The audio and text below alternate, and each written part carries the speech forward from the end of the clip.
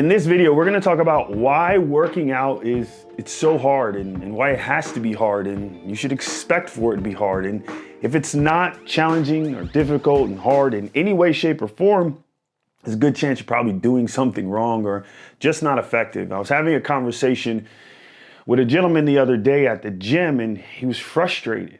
He was so frustrated. He couldn't understand. He had been coming to the gym for 6 months, which he thought 6 months was a long time. But anyways, he had been coming to the gym for 6 months and he was frustrated with himself because it wasn't getting any easier. Like his workouts weren't getting any easier. They were still challenging and he couldn't figure out why. He couldn't figure out why was his workouts hard when, he looked left, looked right, looked at everybody else. It seemed as if it was just easy for them, as it was just, they were just going through the motions.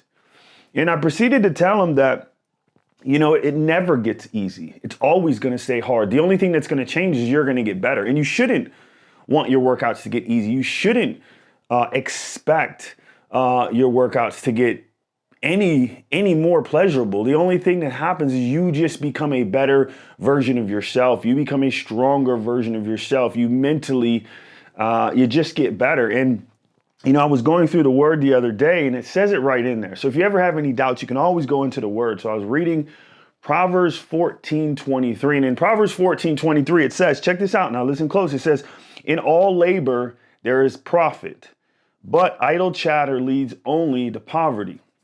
Now, when I read that, I was like, dang, that's a jewel right there. So I want to break this thing down into a way it can relate to this. Because let's face it, like it can get overwhelming. It can get frustrating. Like when you're on your fitness journey, you're going to the gym and like you're seriously putting in effort. Like I'm not right now. I'm like, if you're watching this and you're just one of the people that just go through the motions and you're not pushing like this video is not for you.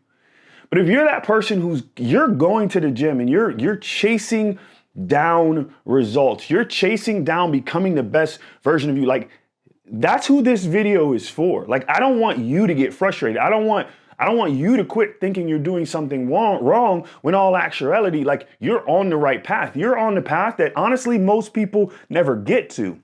You're on the path that most people never find. And if they do find it, they give up, they quit, they stop. So I don't want that to happen to you. So let's take a look at this again. It's Proverbs 14:23. So it says in all labor. So it doesn't say around all labor. It doesn't say close to all labor. It says in meaning like you have to be in the process, right? So you got that part down. You're going to the gym. Like that's the first step. You actually have to do the work. And for you watching this, you're probably like, of course I'm doing the work. It's simple for you, but for other people, they haven't even made it to the step where they're actually doing the work. Like to them, it's just a thought process. To them, they haven't done it yet. So just the fact that you're actually in the battle, like you can't win a game until you get in the game, right? You can never win there will never be a game that you win that you're not in. So it says in all labor. It says all labor. What does that mean? Well, all means everything. So whether it's you're choosing to do CrossFit, whether it's you're choosing to go to the gym, whether it's you're doing cycling, whether you're choosing to do ultra marathons, jujitsu, it doesn't matter. It's all, right? It's all. So it says in all labor. So if we break down labor's definition, right? So if we look at the definition of labor, it looks like expenditure of physical or mental effort. So physical and mental effort. Like when you go to the gym, it's not enough just to apply the physical effort. You also have to work on the mental side of things. So it says in all labor, there is profit. So what is profit? If we look at the definition of profit, a valuable return or gain. So going to the gym, doing what you're doing, consistently doing, putting in the work, there will come gain. Notice this doesn't say anything about the time limit. See, there's no time limit putting on this. It just says in all labor, there is profit, right? In all labor, there is profit. We want to worry about the time frame. We want to worry about like, man, how long is it going to take? Like I've been coming to the gym for 2 weeks. I've been coming to the gym for 4 weeks. I've been coming to the gym for 90 days. You're worrying about the wrong thing, right? Don't worry about the time frame. Just know if you continue to do this, if you keep going into the gym, if you keep putting in the work, right, you will profit. Now look what it says next. But idle chatter leads only in poverty. But, so whenever you hear the word but, it completely negates everything before. So this is talking to, if you don't do these things that I just told you, let me tell you what will happen if you don't do those things. Because I just told you what will happen if you do them, but I also want you to be clear what will happen if you don't do them. This is why I love how God works, because he doesn't just tell us what to do. He tells us, look, if you don't do this, well, then this is going to happen. Like this is going to be the result. So therefore, it gives you the choice. See, you have free will.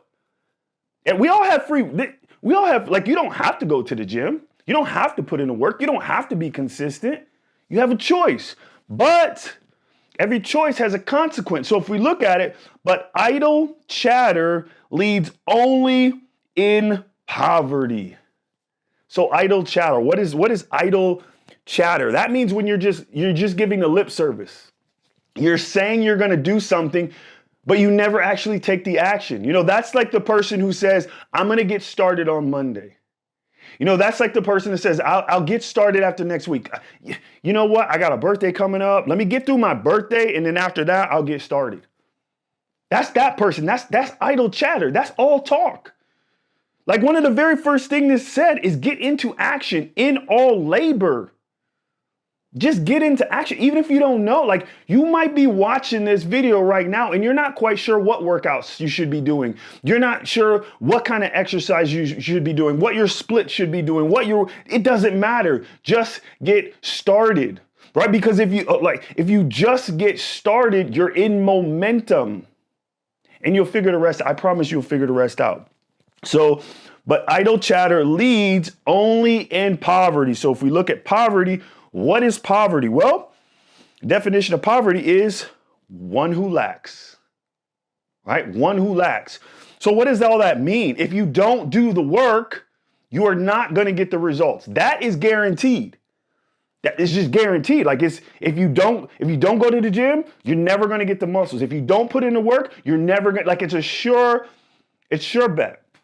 It's just like gravity. Right? If you jump out a window, you're going to go down. Whether you believe in gravity or not, it's irrelevant, right? It's irrelevant. Well, why is it irrelevant? Because these are principles. Like these are God's principles. These don't change. I didn't make this up, right? I just so happened to find it in the book. I just so happened to learn these lessons as I was going through life. I didn't make this up. Like I'm just telling you how it is. I can't change the principles. If you want to change this, I mean, get your own world, design your own rules. But until then, we have to do things the way God laid them out. Like whether you like the rules or not. See, here's the thing. You got inputs and outputs, right? So inputs is what you do, and depending on what you do will determine the output. See, a lot of times we try to control the output. You don't have control over the output. The output is the output. That's where faith comes in. That's where trusting in God comes in. That's why trusting the process comes in. Here's what we do have control over. We do have control over the inputs. We have control over how many times we go to the gym. We have control over the effort we put in when we go to the gym. We have control over the amount of weight we're using when we go to the gym or when we do our run or how often we do gym. Like that's stuff we have control over. And here's the thing. Here's the cool thing about inputs and outputs. Here's the cool thing about principles. Principles always work. There's no guesswork. So what you put in, you will get out. If you put a little bit in, you're going to get a little bit out. If you put a whole lot in, a whole lot is going to come out. And it's exponential. It's not the same. Like, it's not like what you put in, no, that's not how it works. So if you put in more effort, you're going to get way more results than the amount of effort you actually put in. And it's done over a consistent time frame. So a couple things as we wrap this up. Look, your workouts will forever be hard. They'll forever be hard, and they should be hard, and they need to be hard, because here's why they need to be hard. Here's why it's so important, because you need to become the person that can keep those results. You need to become the man that can keep those results, because if not, you'll lose them. This is why you see people lose weight and then gain it right back.